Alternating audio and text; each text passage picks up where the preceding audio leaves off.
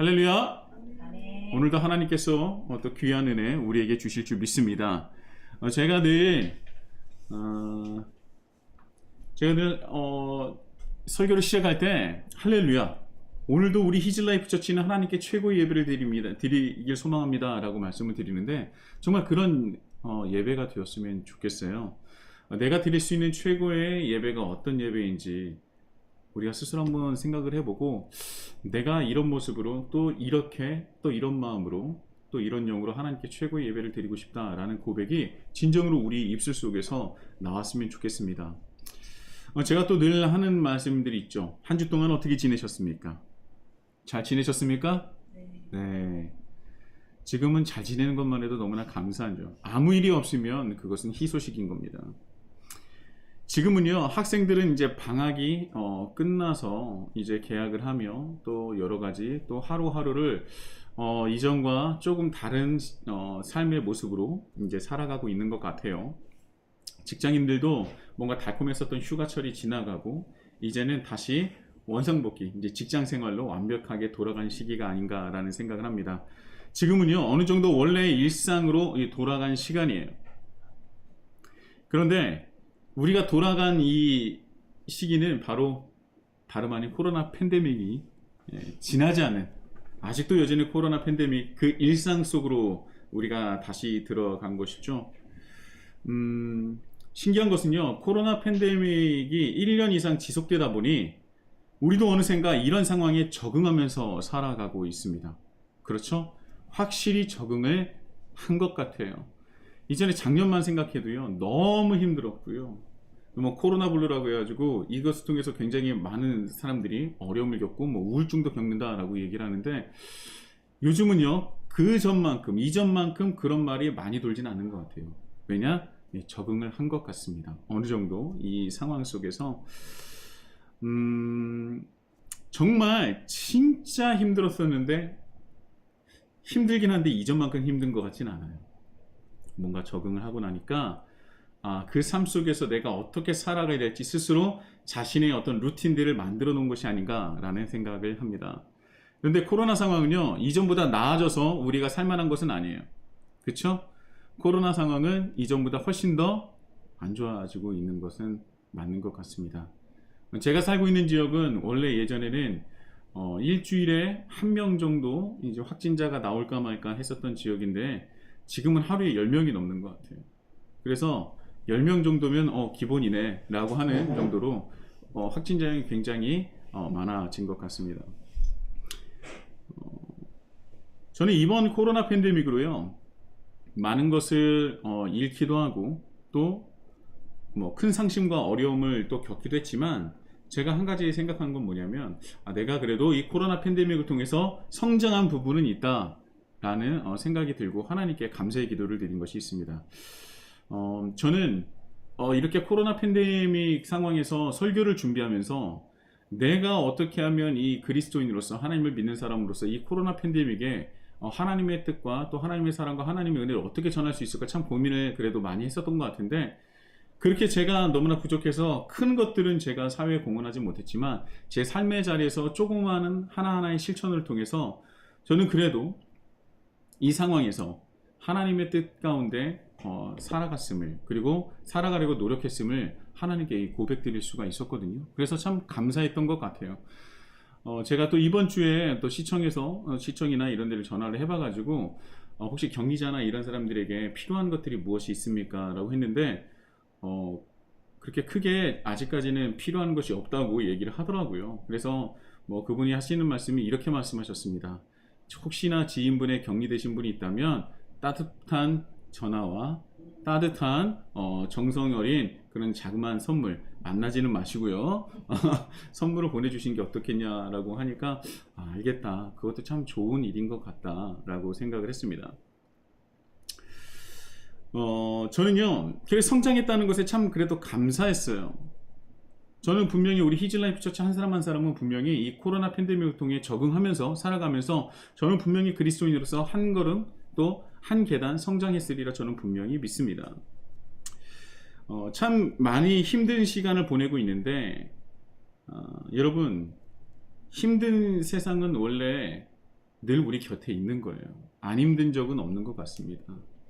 뭐 우리 어린 아이들도 정말 세상 살아가기 참 힘들다고 그렇게 우스갯소리로 얘기를 한다는데 다 힘들지 않습니까? 군 생활을 얘기하면 어느 군대가 가장 힘듭니까? 그렇죠. 내가 있는 군대가 가장 힘든 거예요. 내가 있는 부대가 가장 힘든 겁니다. 그게 전방이든 후방이든 훈련이 많든 적든 그건 필요하지 않아요. 그런 거는 힘든 거의 기준이 될 수 없습니다. 가장 힘든 군대는 어디냐? 내가 복무한 군대가 가장 힘들다. 요즘은 뭐 많이 편해졌다고 하지만 그래도 힘든 것은 힘든 거죠. 자, 그렇다면 코로나 팬데믹으로 가장 힘들어하는 사람은 누굽니까? 누구일 것 같아요? 예, 그것도 나예요. 내가 제일 힘든 거예요. 그것도 내가 제일 힘들어요. 정은경. 이게 참 자기가 힘듭니다. 많이 힘들어요. 너무 힘들어요. 왜냐면 이제까지 경험해보지 못했었던 거기 때문에 내가 미처 그것을 준비할 수도 없었고, 또 어떤 사람들이 야, 이제 살만하다라고 이제는 좀 어느 정도 적응됐다 하더라도 힘들지 않은 것은 아니거든요. 얼마나 자기 위치에서 서로 다 힘들었는지 모릅니다. 그런데요, 저는 이번 일을 통해서 이렇게 힘든 시간을 통해서 우리가 또 깨달아야 될 것과 제가 깨달아야 하는 것은 뭐냐면, 힘들어하는 나에게 집중하는 것이 아니라, 그리스도인이라면 힘들어하는 나에게 집중하는 것이 아니라 힘들어하는 남을 생각하고 바라보는 사람들이 되어야 되겠다라는 생각을 하게 되었습니다. 힘들 때, 모두 다 힘들 때 나에게 집중하는 것이 아니라 힘들어하는 남을 생각할 때 힘들어하는 내가 조금씩 성장하고 그 힘든 시간을 이겨내고 있구나, 견디고 있구나 라는 것을 느낄 수 있었다는 것이죠. 원래 기독교는 위기 속에서 빛을 발하는 종교입니다. 왜냐하면 위기를 극복하기 위해서는 가장 필요한 것은요, 내가 아니에요. 그 어려움을 극복하기 위한 가장 필수적인 요건은 내가 아니라 우리가 될 때입니다. 우리가 될 때 위기를 극복할 수 있어요.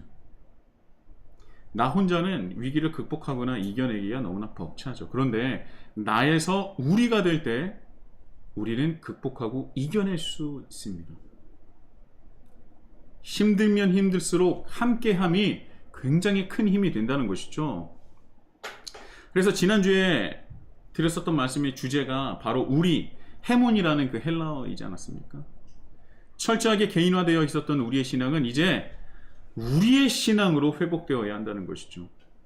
예수님께서 우리에게 가르쳐 주신 그 주의 기도는요, 지나치다 싶을 정도로 우리라는 단어가 계속 나와요. 총 몇 번 나온다고 했죠? 그렇죠. 9번이에요. 우리가 드리는 주의 기도에서는 6번이 나오지만 원래 원문에는 9번이나 나온다는 겁니다. 굉장히 어울리지 않아요. 좀 어색해요. 어색하리만큼 우리라는 단어를 굉장히 많이 사용하신다는 겁니다. 거기에는 예수님의 귀하신 뜻이 담겨 있다는 것이죠. 그만큼 신앙에서 우리가 핵심이고요, 또 놓쳐서는 안 될 너무나 귀한 가치라는 것입니다. 주님은 우리에게 말씀하셨습니다. 하늘에 계신 아버지는 나의 아버지가 아닌 우리 아버지이심을 분명히 말씀하셨어요. 거기에 우리도 안에 예수님도 포함된다는 것을 우리는 다시 한번 깨달아야 됩니다. 그래서 예수님도요, 혼자 사역하신 것이 아니라 예수님을 따를 제자 12명을 예수님께서 부르시고 함께 동역하시며 함께 하나님의 말씀을 전했다는 것, 우리는 그것을 잊지 말아야 한다는 것입니다. 우리가 함께 하나님 나라를 확장하고 이루어가는 것입니다. 혼자서는 불가능해요. 혼자서는 절대 불가능합니다. 하더라도 한 번의 어려움 속에 넘어질 수가 있어요. 그러나 우리면 가능해요. 내가 넘어지더라도 옆 사람이 나를 이끌어주고 밀어주고 끌어준다면 다시 일어나서 걸을 수 있습니다. 우리라는 모형만 남은 교회가 아니라 주님께서 말씀하신 우리를 진정으로 회복해야 한다는 것이죠. 우리가 우리의 신앙을 회복할 때 이렇게 어렵고 고통스러운 코로나 팬데믹을 결국은 견디고 극복할 수 있을 것입니다. 우리의 신앙을 회복하십시오. 우리는 우리일 때 가장 강력합니다. 나의 신앙에서 우리의 신앙을 회복하시고 성장하시는 우리 히즐라이프 처치가 되기를 예수님의 이름으로 축복합니다. 자, 오늘은요 지난주와 같은 본문입니다. 마태복음 6장 9절이죠. 제가 다시 한번 하나님의 말씀을 봉독해 보겠습니다. 그러므로 너희는 이렇게 기도하라. 하늘에 계신 우리 아버지여, 이름이 거룩히 여김을 받으시오며. 아멘. 자, 우리말로 주기도문은 어떻게 시작합니까? 예, 하늘에 계신, 하늘로 시작하죠. 하늘은 우라노스라고 제가 말씀을 드렸었어요. 그런데요, 헬라어로 주기도문은 어떻게 시작할까요? 혹시 들으신 적 있으십니까? 하늘에 계신 우리 아버지여가 아니라 헬라어로는 파테르부터 시작해요. 그렇죠. 아버지여로 시작된다는 거예요. 예수님께서는 아람어로 아바라고 말씀을 하셨을 것입니다. 그래서 예수님께서 우리에게 가르쳐 주신 그 기도, 주기도문은 원래 예수님께서 처음 시작했을 때 어떤 말로 시작했느냐? 아버지요, 파테, 아바로 시작하신 것입니다. 기독교 신앙을 이전부터 가지신 분이나 아니면 이제 막 신앙을 가지신 분 모두 다 아버지라는 말은 굉장히 익숙하죠. 저는 이 아버지라는 그 단어를 오늘은 이 부모님이라고 생각을 하셨으면 좋겠습니다. 아버지는 어떤 남성성을 가지고 있는 그런 아버지뿐만 아니라 우리가 익히 또 하나님을 알기 쉽게 하기 위해서 아버지라는 단어를 사용하신 거거든요. 분명히 하나님은 아버지시지만 부모님이라고도 생각하시면 될 것 같아요. 맞습니다. 우리는요 아버지라는 단어를 모르시는 분은 없을 겁니다. 그렇죠? 또한 아버지라는 단어가 어떻게 쓰이고 있는지를 모르시는 분도 없을 거예요. 자, 주님께서 우리에게 가르쳐 주신 기도, 우리가 하나님께 드려야 될 이 기도가 어떻게 시작하고 있는지가 굉장히 중요하지 않겠습니까? 그 의미를 우리는 정확하게 알아야 돼요. 파테, 아버지로 시작을 하고 있는 것입니다. 예수님은 하나님의 아들이시니까 당연히 하나님을 향해서 파테르라고 얘기할 수 있겠죠. 그런데요, 예수님은 원래 그렇게 부르실 수 있지만 거기서 멈추시는 것이 아니라 우리가 함께 하나님께 드려야 할 기도문에 예수님께서 우리 아버지여 라고 말씀하신 것은 굉장히 중요한 의미가 있다는 거예요. 고로 기도문은 나의 하나님, 나만의 하나님을 향해서 예수님께서 기도하신 것이 아니라 우리에게 주실 기도문에 있는 거기 때문에 우리 아버지여 라고 부르실 때 그 아버지는 누구의 아버지도 되는 것입니까? 우리의 아버지도 되는 거예요. 우리 또한 하나님을 아버지라 부를 수 있는 존재가 되었음을 예수님께서 우리에게 직접적으로 기도문을 통해서 미리 알려주신 것입니다. 여러분, 이것이 얼마나 감사하고 영광스러운 것인지 아십니까? 예수를 그리스도로 시인하고 그를 믿는 자에게 하나님은 아버지라 부를 수 있는 양자의 영을 허락해 주신 거예요. 근데요, 이게 굉장히 어마어마한 일이고요. 정말 실로 영광스러운, 이보다 더 큰 영광이 없을 것입니다. 어떻게 우리가 하나님을 아버지라 부를 수 있었겠습니까? 2000년 전에는요, 예수님 시대 때는 하나님을 아버지라 부를 수 없었어요. 불러서도 안 됐고요, 부를 수도 없었던 시기입니다. 감히 어떻게 하나님을 아버지라 부를 수 있었겠습니까? 이 말 자체가, 이 말을 들은, 하나님을 향해서 아버지라 불렀었던 예수님의 그 말씀을 듣고 바리새인들이나 종교 지도자들이 뒷목 잡은 거예요. 말도 안 되는 일이라는 것이죠. 그래서 예수님께서 바리새인들과 종교 지도자들에게 종교 재판을 받았을 때 제목이 무엇입니까? 신성모독이었잖아요. 예수님께서 하나님의 아들이라고 그 말을 하니까, 물어보니까 네 말이 맞다 라고 하셨잖아요. 그래서 그때 이제 종교 지도자들이 뭐라고 합니까? 이런 신성모독이 어디 있는가? 이 말을 듣고 이거보다 더 확실한 죄가 어디 있겠는가? 신성모독보다 더 큰 죄가 어디 있겠는가 하면서 빌라도에게 넘긴 것 아닙니까? 아버지라 부를 수 없어요. 하나님을 감히 아버지라 부를 수 있는 존재는 없습니다. 그런데 예수님은 자기 스스로가 하나님의 아들이라고 말씀하시면서 더 나아가서 주기름을 통해서 그 아버지가 나의 아버지일 뿐만 아니라 누구의 아버지라고요? 너희들, 우리들의 아버지다 라고 말씀을 하신다는 것. 이게 정말 어마어마한 일인 겁니다. 이 사람은요, 사실 자기가 듣고 싶은 것만 듣지 않습니까? 설교를 30분 하든 50분 하든 60분 하든 결국 자기가 듣고 싶은 것만 머리에 남고요. 별로 기억 안 남으면 듣고 싶은 말이 없었던 거죠. 사람은 원래 그렇습니다. 이제 선택적 취사라고 제가 전에 한번 말씀드렸었던 적이 있는데, 자, 이 말씀은요, 예수님의 사랑으로 말미암아 예수님이 우리를 위하여 이 땅에 내려오신 이 사건을 통해서 예수님뿐만 아니라 우리도 하나님을 아버지라 부를 수 있는 존재가 된 것 아닙니까? 그렇죠? 그런데요, 예수님은 하나님을 아버지라 부를 수 있는 이 놀랍고도 영광스러운 이 은혜를 우리가 잊을세라 늘 예수님께서는 반복해서 말씀해 주십니다. 이것이 굉장히 너무나 대단하고 너무나 영광스러운 말인데, 이것을 잊을까봐 예수님은 공생애를 통해서 우리 사복음서를 보면은 곳곳에 지속적으로 반복적으로 하나님은 우리의 아버지이심을 굉장히 말씀하시고 강조하시고 반복하세요. 그리고 언제까지 또 말씀을 하시냐면 요한복음 20장에 보면요, 부활하신 후에 막달라 마리아에게 앞으로는 내가 승천할 것을 이제 이르실 때에 이런 말씀을 하십니다. 요한복음 20장 17절에서 18절까지의 말씀인데요. 이렇게 말씀하십니다. 예수께서 이르시되 나를 붙들지 말라. 내가 아직 아버지께로 올라가지 아니하였노라. 너는 내 형제들에게 가서 이르되 내가 내 아버지 곧 너희 아버지, 내 하나님 곧 너희 하나님께로 올라간다 하라 하시니 아멘. 뭐라고요?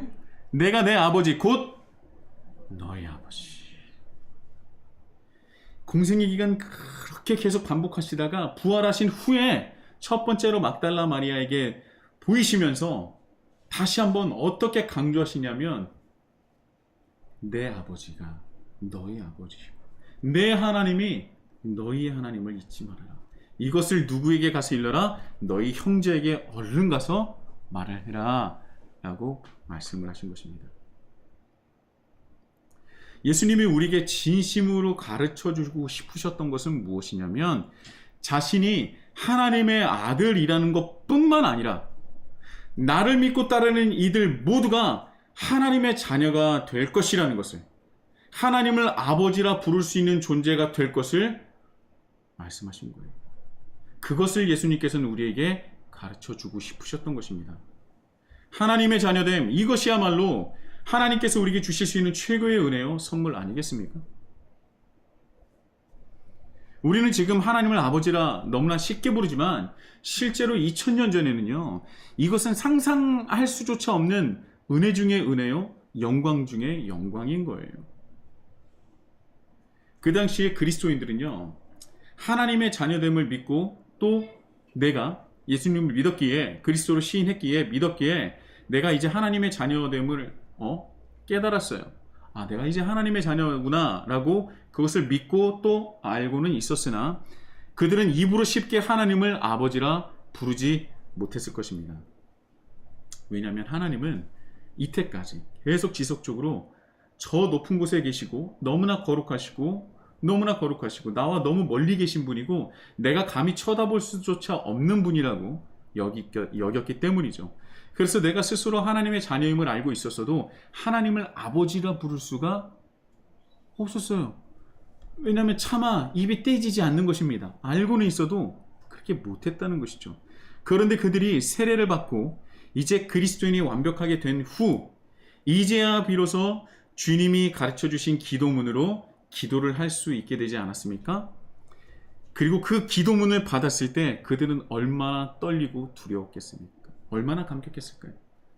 그리고 그들이 자신의 입으로 주기도문을 처음으로 하나님께 기도를 드릴 때 첫 번째 단어가 뭐라고요? 아버지, 바텔.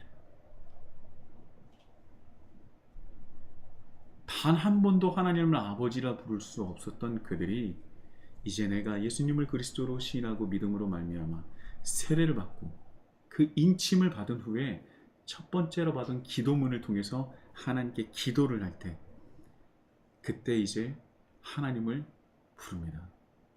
아버지, 아버지.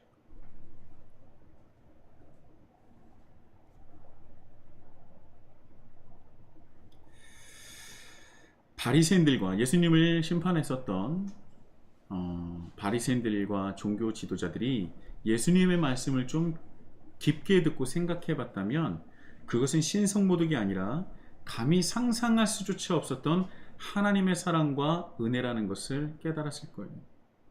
예수님은 자신만이 하나님의 아들이라고 말씀하신 것이 아니라 내가 하나님의 아들이며 또한 나를 믿고 따르는 자도 다 모두 하나님의 자녀다 라고 말씀하시지 않았습니까?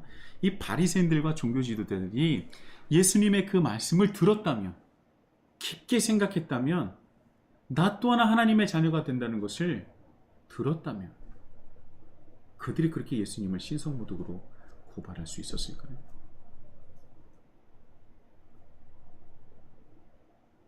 그럼 우리는요, 지금 하나님을 아버지라 부를 수 있는 놀라운 은혜를 입은 자들입니다. 하나님을 아버지라 부를 수 있다는 것, 이것이 기독교 역사에서 우리를 통해서 주시는 가장 큰 놀라운 선물 중에 하나라는 거예요. 그것을 우리가 잊으면 안 됩니다. 우리가 이것을 다시 한번 깨닫고 하나님께 감사의 영광을 올려드렸으면 좋겠어요. 내가 하나님을 아버지라 부를 수 있음에 감사합니다. 내가 하나님을 아버지라 부를 수 있음에 감사합니다. 그런데요, 제가 이제까지 사역을 하면서 참 많은 분들 신방하며 만나지 않았습니까? 근데 제가 만난 분들 중에 적지 않은 수로 아버지에 대한 또 부모님에 대한 부정적인 감정을 가지신 분들을 참 많이 만났어요. 때로 그 육신의 아버지에 대한 안 좋은 기억 때문에 하나님을 아버지로 부르는 것을 매우 힘들어 하시는 분들을 실제로 적지 않게 만났습니다.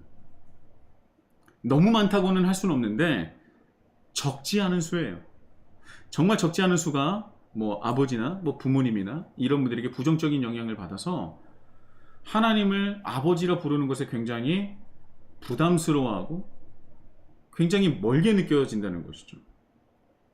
그래서 내가 교회를 다니고 예배를 드리고 내가 하나님을 믿는다고 종교란에 기독교라고 쓰고 있지만 하나님과 밀접한 관계를 가지기가 굉장히 어려워하고 굉장히 힘들어하는 분들을 적지 않게 보았습니다.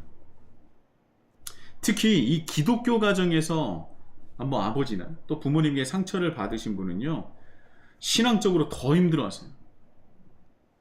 더 힘들어합니다. 하물며 그 부모님이 기독교인이야. 그러면 이 기독교 안에서 하나님을 만나는 게 너무나 힘든 거예요. 너무나 어려워하세요. 그래서 그분들은요, 교회에 나와서 예배는 드리지만 그게 전부인 겁니다. 오히려 그것조차 지키기에 버거워하는 분들이 참 많아요. 근데 그런 분들은요, 예배를 안 드리면 뭔가 찜찜하기는 해요. 스스로 느끼기에 찜찜하기는 하지만 그 정도입니다. 찜찜한 정도. 크게 신경은 쓰이진 않지만 완전히 버리지는 못하는 그런 거 있잖아요. 여러분 느낌 아시잖아요. 그렇죠? 그런 느낌 알죠? 안 가면 찜찜해요. 그래서 버리지 못하지만 가까이 다가가지도 못하는 것입니다. 그래서 십수년이 지나도 정말 그 상황에서 그 신앙 정도 수준에서 벗어나질 못하고 성장하지 못하시는 분들을 참 많이 배웠습니다. 근데 그분들은요, 또 특징은 그 수준에서 벗어나고 싶어 하지 않아요. 딱 그 정도까지 하길 원하는 겁니다. 하나님에 대한 존재는 알기는 알겠는데, 그런데 그다지 관심은 없는 거예요. 그래서 십수년이 지나고 수십 년이 지나도 그 신앙에서 벗어나질 못합니다. 근데 여러분, 이 부분에 있어서 누구의 죄가 더 클까라고 생각하십니까?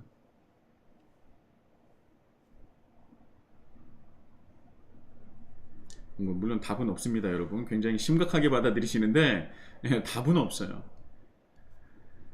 저는요, 개인적인 생각입니다만, 물론 자녀분에게도 하나님께서 분명히 찾아가셔서 그 마음도 어루만져 주시고 함께 할 수 있는 기회도 주셨을 거예요. 그럼에도 불구하고 저는요, 부모님이 제가 더 크다고 생각합니다. 아버지에게도 자녀와의 관계를 회복할 수 있고 온전하게 그 길을 걸어갈 수 있는 기회를 분명히 하나님께서 주셨을 거예요. 그것도 어린 자녀보다는 성장한 부모에게 하나님께서 더 많은 기회를 주시지 않았겠습니까?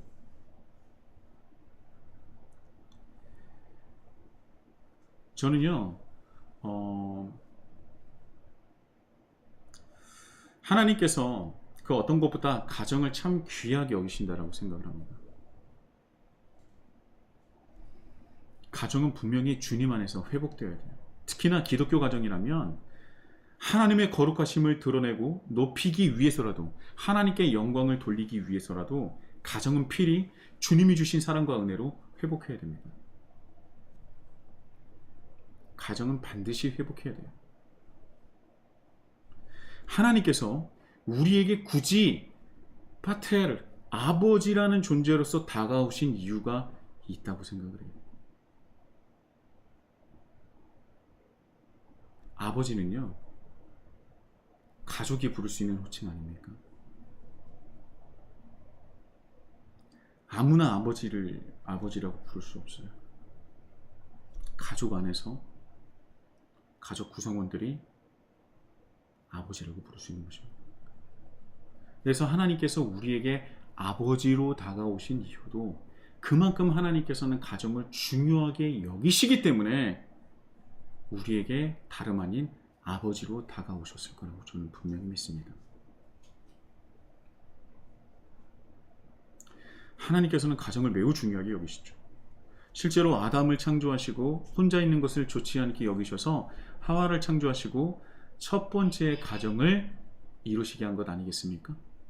하나님은요, 우리가 홀로 있는 것을 그렇게 좋아하지는 않으신 것 같아요. 요즘은 독신주의도 있어서 이런 얘기하면 굉장히 또 부담스러워하시고 힘들어하시는 분도 계시겠지만, 그거는 뭐 나중에 한번 나누도록 하고요. 이 가정이라는 것은 그 어떤 것보다 하나님께서 귀하게 여기시고 중요하게 여기고 계신다라는 것을 우리는 잊지 말아야 된다는 거예요. 성경에서 보면 하나님과 우리의 관계도 또 어떤 관계로서 표현하고 있습니까? 신랑과 신부로서 표현하지 않습니까? 네, 그만큼 하나님께서는요, 우리를 가족과 같이 생각하시고 또한 그 가정을 매우 귀하게 여기신다는 거예요. 하나님의 오시는 가정의 중요성은 말할 필요가 없을 정도가 아닐까라는 생각을 합니다. 너무나 귀하게 여기고 너무나 중요하게 생각하신다는 것이죠. 혹여라도 이 부모님과의 관계 속에서 어려움을 가지고 계신 분이 있다면, 또 관계를 회복하기를 원하시는 분이 있다면, 이 가족들이 모여서 진심으로 화해하고 또 함께 기도해야 됩니다. 분명히 하나님께서 상처난 그 마음을 만져주시고 또 회복시켜 주실 거라고 저는 분명히 믿어요. 여러분, 원래 이 부모님의 사랑은요, 하나님의 사랑과 가장 비슷한 사랑이라고 우리가 흔히 말하고 듣지 않습니까? 다 들어보셨죠? 네, 들어보셨을 거예요. 부모님의 사랑을 또 하나님의 사랑과 비교할 수는 없지만, 그래도 그나마 이 깨어진 세상에서 하나님의 사랑과 가장 닮은 사랑은 바로 부모님 사랑인 겁니다. 그래서 하나님께서는요, 부모님들에게 그런 사랑을, 하나님과 닮은 사랑을 주실 수 있는, 아이들에게, 자녀들에게 줄 수 있는 그런 능력까지 주신다고 저는 분명히 생각해요. 저는 어려서 부모님의 사랑을 참 많이 받고 자랐습니다. 저는 누구에게도 그것을 자랑스럽게 말할 수 있어요. 부모님 저를 진정으로 정말 사랑하셨어요. 사랑하시고 계시고요. 어렸을 때 저를 따끔하게 혼내실 때는 솔직히 약간 의심할 때도 있었는데, 근데 이제 시간이 지나니까 그죠? 저를 이제 온전한 사랑으로 이제 양육하기 위해서 이제 혼내신 거라고 당연히 깨닫게 되고, 그것 또한 하나님의 사랑을 닮은 어떤 그런 속성을 닮은 사랑의 하나라고 저는 분명히 생각을 합니다. 하나님의 사랑을 닮은 사랑은요, 부모님의 사랑입니다. 굉장히 중요하거든요. 그런데 이 사랑이 만약에 왜곡이 되고 만약에 찢어지고 또한 그것이 엇나간다면 그만큼 파급 효과는 상상 이상일 거예요. 그래서 우리는요, 이 하나님이 우리에게 아버지로 다가오셨었던 그 하나님의 사랑을 우리는 가족 안에서 먼저 첫 번째로 회복해야 하는 것입니다. 하나님께서 우리에게 아버지로 다가오셨습니다. 하나님이 우리에게 아버지로 다가오셨어요. 이미 오히려 예수님께서 우리에게 말씀하시기 이전부터 구약의 말씀을 통해서 우리는 그것을 하나하나 미루어 짐작할 수 있는 그런 말씀들이 참 많습니다. 하나님께서 우리를 아들로서, 장자로서, 맏아들로서 생각하고 계시는구나 라는 것을 성경에서 구약을 통해서 몇몇 말씀을 통해서 미루어 짐작할 수 있었지만, 그것을 직접적으로 우리에게 하나님의 자녀됨을, 하나님이 우리의 아버지 되심을 우리에게 말씀해 주신 분은 바로 예수님이라는 것이죠.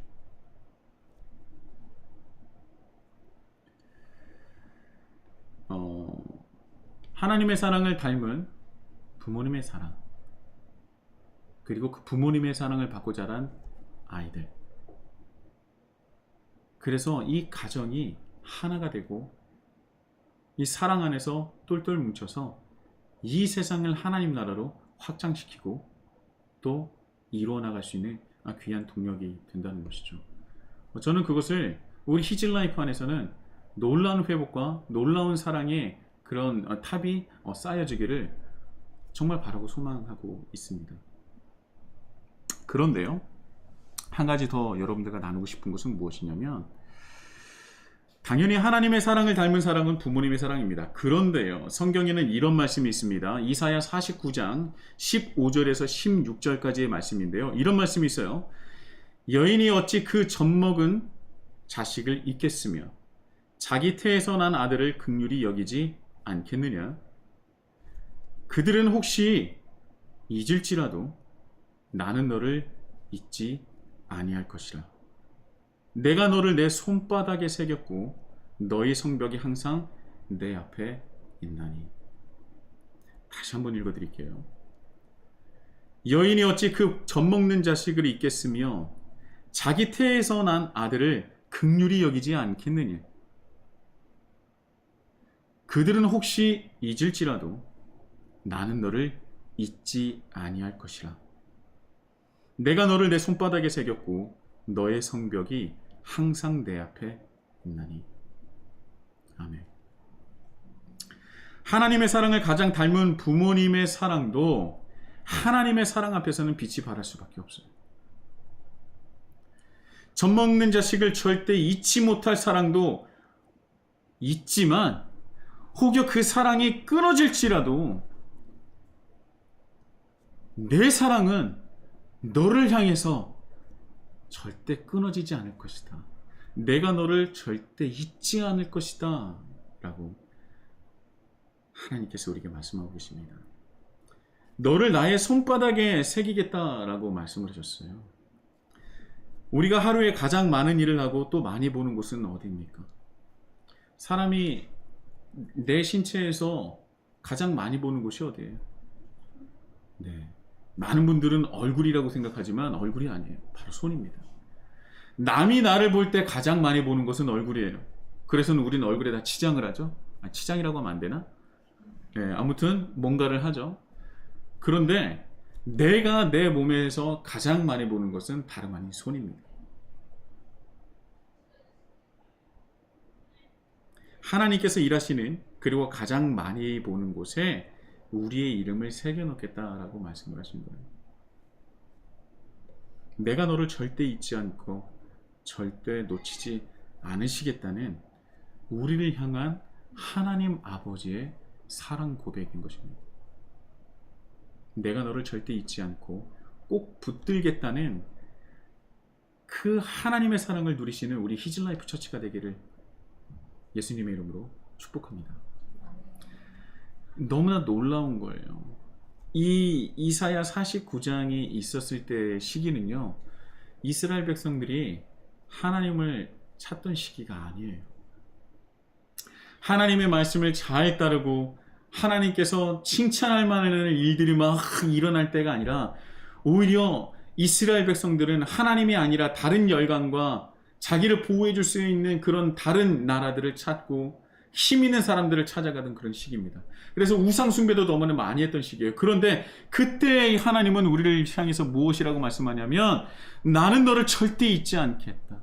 나는 너를 절대 잊지 않을 것이다. 너를 내 손바닥에 새길 것이다. 라고 정말 양방향이 아닌 일방통행의 그 짝사랑의 사랑을 우리에게 고백하고 계신 것이거든요. 우리가 하나님을 사랑한 것이 아니라 하나님이 먼저 우리를 사랑하신 것입니다. 우리가 하나님을 찾은 것이 아니라 하나님이 우리를 먼저 찾으신 것이죠. 그것이 기독교의 특징이자 하나님 사랑의 핵심 아닙니까? 하나님이 먼저 우리에게 찾아오셔서 내가 너의 하나님이 되겠다, 내가 너의 아버지가 되겠다라고 말씀을 하셨다는 것이죠. 그리고 내가 너와 함께 하겠다라고 우리에게 약속하시지 않습니까?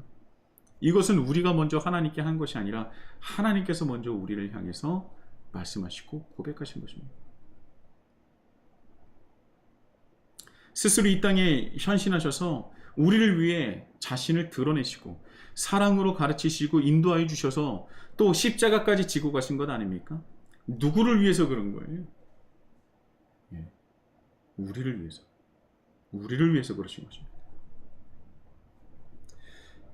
여러분, 하나님의 그 사랑이 지금도 여전히 우리를 향하시는 줄 믿습니다. 하나님은 지금도 우리를 아버지로서 다가오고 계세요. 그래서 그것을 우리가 제대로 깨닫기를 원하셔서 예수님은 우리에게 가르쳐 주신 기도 첫 번째 마디를 아버지여로 시작하신 것입니다. 그리고 그거는 예수님만의 아버지가 아니라 우리의 아버지이심을 선언하시고 고백하신 것이죠. 주기도문을 보면은 너무나 끝없는 하나님, 우리를 향하신 하나님의 사랑을 우리는 느낄 수 있어야 한다는 것입니다. 여러분, 이 사랑 감당하실 수 있겠습니까? 근데 우리가 좀 부담감을 가져야 되는 것은 무엇이냐면, 하나님께서는 우리에게 또 말씀하셨어요. 너희가 그 사랑을 거저받았으니 어떻게 하라? 거저주라. 이런 사랑을 너희가 받았으니 거저주라고 말씀하시는데, 이거 따를 수 있겠습니까? 내가 하나님의 사랑을 잘 알지도 못하고 잘 느끼지도 못하고 그것을 인정하지도 못하는데 우리가 세상에서 그 사랑을 줄 수 있을까요? 그래서 먼저는 하나님의 사랑을 우리가 회복해야 될 것 같아요. 하나님이 우리를 얼마나 사랑하시는지 우리 주기도문을 통해서, 주기도문 첫 번째 파테르, 아바, 그렇게 시작하셨다는 것을, 우리의 아버지라는 것을 그렇게 전하고 싶었던 하나님의 사랑을 다시 한번 깨달았으면 좋겠고요. 그리고 그 사랑을 우리가 거저받았으니 거저줄 수 있는 우리 히즐라이프가 됐으면 참 좋겠습니다. 그런데 우리는 그 완벽한 사랑을 받았지만 그 완벽한 사랑을 줄 수는 없잖아요. 그래서 포기해야 됩니까? 아니죠. 우리는 완벽한 사랑을 받아서 또한 받았지만 우리가 부족함으로 완벽한 사랑은 줄 수 없어요. 그러나 우리는 어떤 사랑을 줄 수 있냐면, 그 완벽한 사랑을 닮은 사랑을 줄 수 있는 것입니다. 닮아가는 사랑을 줄 수 있는 것이죠. 그래서 하나님을 믿는 우리는, 하나님의 자녀된 우리는, 완벽한 사랑을 받아 누리고 있는 우리는 그 사랑을 닮아가는 사랑을 세상에 전해주는 귀한 하나님의 자녀가 되었으면 참 좋겠습니다. 여러분, 하나님을 아버지라 부를 수 있는 것은요, 그리스도인들만이 가진 특권이자 권리예요. 가장 영광스러운 것이죠. 그래서 그 영광스러움에 우리는 하나님께 어떻게 보답합니까? 하나님을 닮아가는 모습으로서 그것을 보답하며 살아간다는 것이죠. 코로나 팬데믹으로 너무나 힘들어하시는 분들이 많습니다. 어려워하시는 분들이 너무나 많습니다. 그분들에게 필요한 것은 바로 우리의 하나님이라는 것을 알려주시고 전하셨으면 좋겠어요. 전하시는 방법은 그 완벽한 사랑을 닮아가는 사랑을 전하는 것입니다. 한 주 동안 어떻게 살아가시겠습니까? 이전과 똑같은 모습으로 살아가시겠습니까? 그냥 그저 365일 이때까지 수십 년간 살아왔었던 똑같은 삶으로서 그냥 살아가시겠습니까? 아니에요. 이번 한 주 동안에는 내가 완벽한 하나님의 그 하나님 아버지의 사랑을 받은 자로 그 사랑을 닮아가는 사랑을 전하는 우리 히즌라이프 처치가 되기를 예수님의 이름으로 축복하고